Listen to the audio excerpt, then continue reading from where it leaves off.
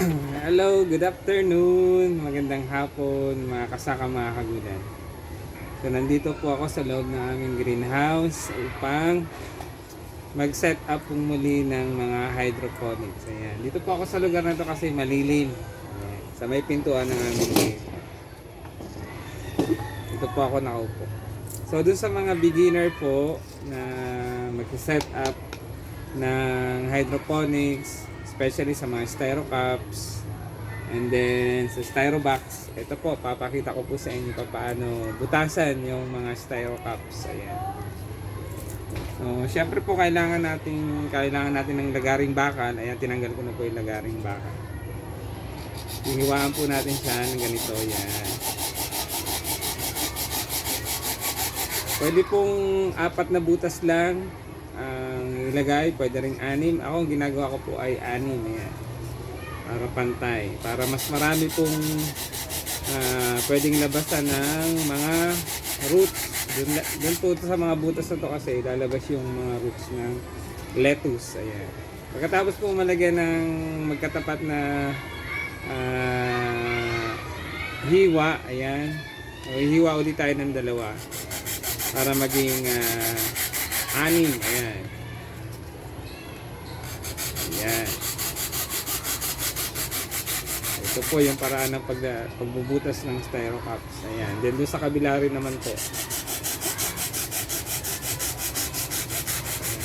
So pagkahiwa po niyan, ayan, halimbawa nahiwa na natin lahat. Kailangang hiwaan pa rin po natin yung ating hiniwaan para ayan, medyo malaki-laki yung butas tulad po nito. Ayan.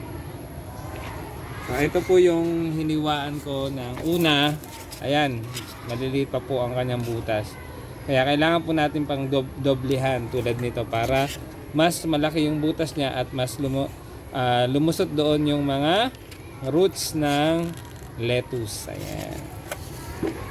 Ito po ako dahil malilim at ayan, habang ako'y nakaupo, habang pinagmamasdan ng mga tanim dito sa loob ng greenhouse, ay meron pa rin po akong ginagawa. Ayan, dodoblehan lang po natin para medyo lumaki-laki ng konti yung butas. Ayan. Ingat lang po tayo kasi itong styro ay medyo marupok. Pagka hindi nyo iningatan, mapuputol. Ayan. Pero bago po siya kaya medyo matibay pa. Ito po ay kapag nagamit na minsan, ruburo po kasi nga po siya ay nakababad sa tubig. Ayan. Ayan po, medyo malaki-laki din kanyang butas. Ayan. So, ganun lang po hanggang sa mabutasan na natin lahat ng ating hiniwa na to. Ayan. Pagkatapos sa gitna po, pwede pa rin natin siyang butasan sa gitna. So, maganda may butas sa gitna. Mamaya ipapakita ko po. Ayan, ito malapit.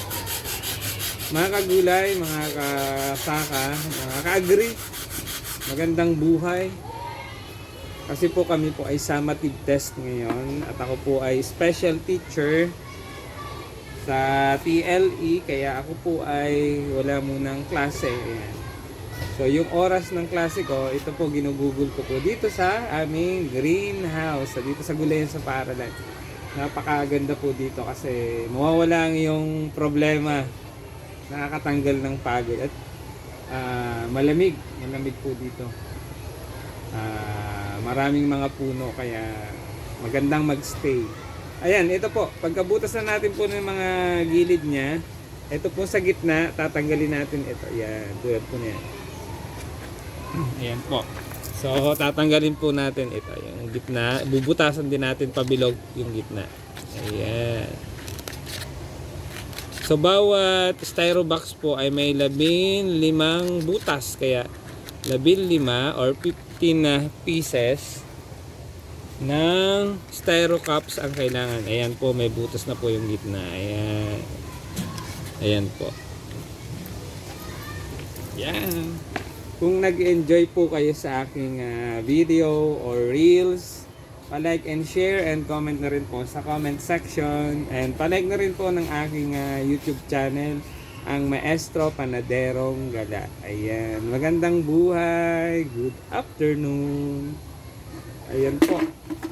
So after po makagawa tayo ng 15 na pieces nito, lalagyan na po natin siya ng coco peat, coco coir, or kasama mixed with organic soil.